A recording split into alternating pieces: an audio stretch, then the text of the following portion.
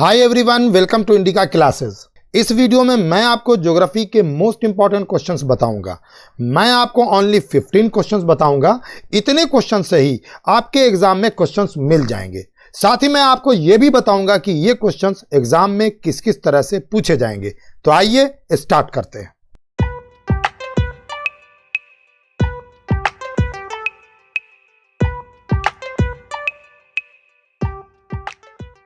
आप कॉपी कलम लेकर बैठ जाइए और इन क्वेश्चंस को नोट डाउन करते जाइए, या फिर आपके पास नोट्स या सपोर्ट मटेरियल है तो उसमें भी आप टिक लगा सकते हैं। मैं इन क्वेश्चंस की पीडीएफ नहीं दे पाऊंगा, तो ध्यान से देखिए और नोट करते जाइए।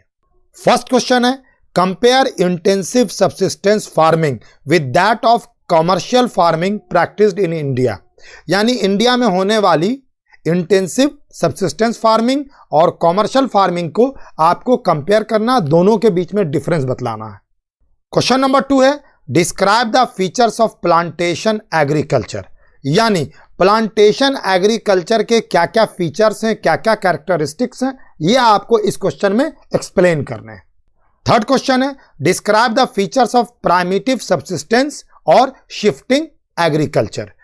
इस क्वेश्चन में आपसे पूछा जा रहा है कि प्राइमिटिव सब्सिस्टेंस फार्मिंग या एग्रीकल्चर का फीचर क्या है, जिसे आप शिफ्टिंग एग्रीकल्चर भी कह सकते हैं, उसका फीचर क्या है, यह आपको बतलाना है। अगला क्वेश्चन है question number 4, how has irrigation change the cropping pattern in many regions of India, explain with example. आपको बतलाना है, यहां पर इस क्वेश्चन में पूछा जा रहा है आपसे, आपको आंसर देना है कि इंडिया के अंदर इरिगेशन के कारण क्रॉपिंग पैटर्न में जो चेंज आया है उसको आपको एक्सप्लेन करना है और साथ ही आपको उसका एग्जाम्पल भी देना है। यह क्वेश्चन दूसरे तरह से भी पूछा जा सकता है। क्वेश्चन जो इस तरह से, इसका जो अल्टरनेटिव क्वेश्चन जो है जो पूछा जा सकता है वो है, irrigation has change the cropping pattern of many regions in India, analyse the statement. अब चलते हैं क्वेश्चन नंबर 5 पर। क्वेश्चन नंबर 5 है, name 2 staple crop of India and the regions where it is produced. Also mention the geographical conditions required for their growth. India के अंदर पैदा होने वाली 2 मेन स्टेपल क्रॉप का आपको नाम बतलाना है।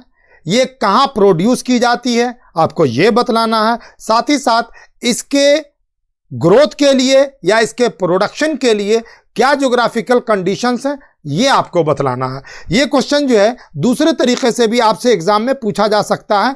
दूसरे तरीके से अगर ये क्वेश्चन पूछा जाए तो वो आपसे किस तरह से पूछा जाएगा, wheat and rice farming in India are fairly different from each other, support the statement with 5 suitable examples. यही क्वेश्चन आपको तीसरे तरीके से भी एग्जाम में पूछा जा सकता है, लेकिन इन तीनों क्वेश्चन का आंसर बिल्कुल सेम टू सेम होगा। तीसरे तरीके से अगर यह क्वेश्चन पूछा जाएगा तो वो किस तरह से पूछा जा सकता है, name the 2 most important staple food in India, mention the geographical conditions required for their growth। अब हम लोग चलते हैं क्वेश्चन नंबर 6 पर, describe the geographical conditions required for the growth of millets. Millets के प्रोडक्शन के लिए जो ज्योग्राफिकल कंडीशंस नेसेसरी होती हैं, उन ज्योग्राफिकल कंडीशंस को आपको पॉइंट वाइज लिखना है। अगला क्वेश्चन है question number 7, enlist the various institutional reform programs introduced by the government in the interest of farmers.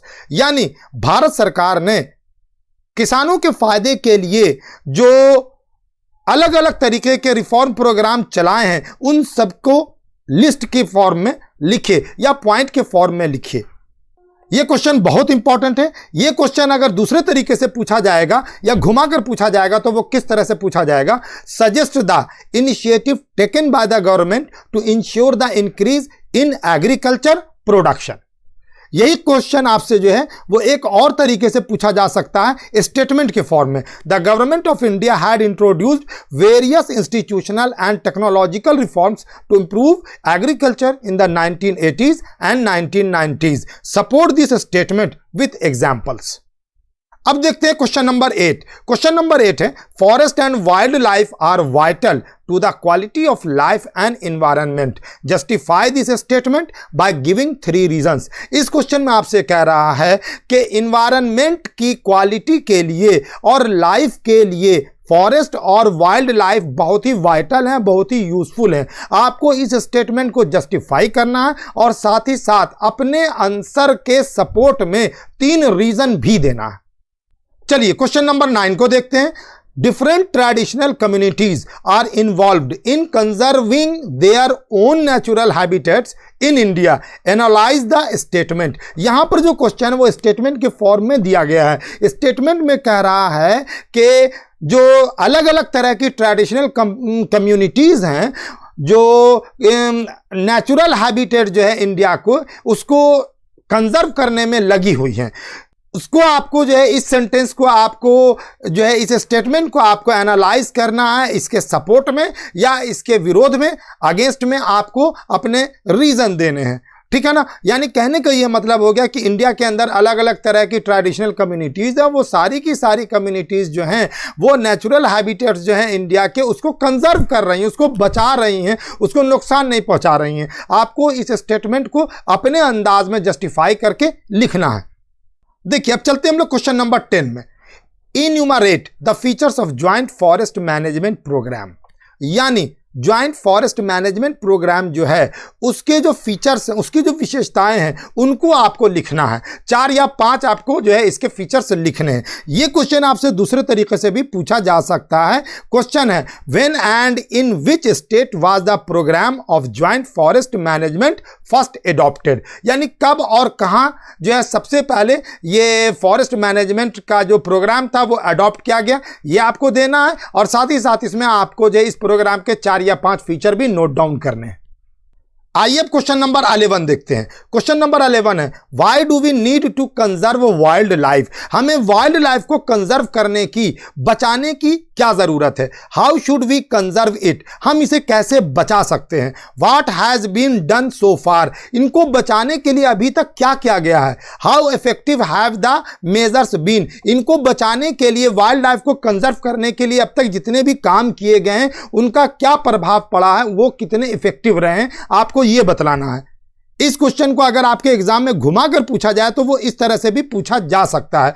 What efforts और steps were taken by the government to protect forest and wildlife of the country। चलिए अब हम लोग question number 12 के ऊपर चलते हैं। Question number 12 आपसे पूछता है right a brief note on project tiger. Project tiger के ऊपर आपको एक शॉर्ट नोट लिखनी है, एक ब्रीफ नोट लिखनी है। अगला क्वेश्चन है question number 13। Explain 2 famous programmes which have restricted deforestation and involved local communities. आपको 2 मशहूर फेमस प्रोग्राम्स का नाम लिखना है, उनको एक्सप्लेन करना है जिनके कारण डिफॉरेस्टेशन जो है उसमें रुकावट आई है, उसमें कमी आई है, उसको रोका गया है और जिसमें लोकल कम्युनिटीज शामिल है। यानी लोकल कम्युनिटीज के इन्वॉल्व होने के कारण जो है ये जो है प्रोग्राम जो है इनके कारण डिफॉरेस्टेशन का जो प्रोसेस था उसमें कमी आई है। आप ऐसे 2 प्रोग्राम के बारे में एक्सप्लेन करेंगे। आइए अब क्वेश्चन नंबर 14 को देखते हैं। क्वेश्चन नंबर 14 है how are forest classified into different categories. यानी फॉरेस्ट को अलग अलग कैटेगरीज में कैसे बांटा जाता है। अगला पार्ट है इसका एक्सप्लेन विथ एग्जाम्पल। यानी इसको आपको एग्जाम्पल के साथ एक्सप्लेन करना है। यह क्वेश्चन अगर आपसे घुमाकर पूछा जाए या बदलकर पूछा जाए तो वो किस तरह से पूछा जाएगा। Distinguish between reserved and protected forests. यानी रिजर्व्ड फॉरेस्ट और प्रोटेक्टेड फॉरेस्ट के बीच में क्या डिफरेंस है उनको आपको बतलाना है। और इस पार्ट का लास्ट क्वेश्चन है। मैंने कहा था मैं 15 क्वेश्चन ही बता पाऊंगा, 15 क्वेश्चन है। ये 15 क्वेश्चन ही काफी हैं आपके लिए अगर आपने इनको अच्छे ढंग से तैयार कर लिया। ये मोस्ट इंपॉर्टेंट क्वेश्चन है। इसमें से 80% क्वेश्चन आपको एग्जाम में मिल जाने हैं। बाकी एमसीक्यू वगैरह है या ऑब्जेक्टिव वगैरह उसको तो आपको अपने लेवल के ऊपर तैयार करना है। तो क्वेश्चन नंबर 15 है what are sacred groves. Sacred groves क्या है। How these are helpful in the conservation of flora and fauna. ये जो सैक्रेड ग्रोव्स हैं वो फ्लोरा और फौना के कंजर्वेशन में किस तरह से हेल्पफुल हैं, किस तरह से उपयोगी हैं। अगर इस क्वेश्चन को घुमाकर पूछा जाए या दूसरे ढंग से पूछा जाए तो ये क्वेश्चन किस तरह से आपसे पूछे जा सकते हैं। highlight the trees and animals which are worshipped by Indian societies in different parts of India. India के डिफरेंट पार्ट्स में इंडियन सोसाइटीज के द्वारा किन किन पेड़ों और एनिमल को वर्शिप किया जाता है, उनकी पूजा की जाती है। आप उन सारे ट्रीज और एनिमल्स को हाईलाइट कीजिए, उनके बारे में आप बताइए। तो फ्रेंड्स, ये थे ज्योग्राफी के मोस्ट इंपॉर्टेंट 15 क्वेश्चंस। अगर वीडियो हेल्पफुल लगी हो तो लाइक कीजिए और ऐसी ही हेल्पफुल वीडियोस के लिए चैनल को सब्सक्राइब कीजिए। Thank you and good bye.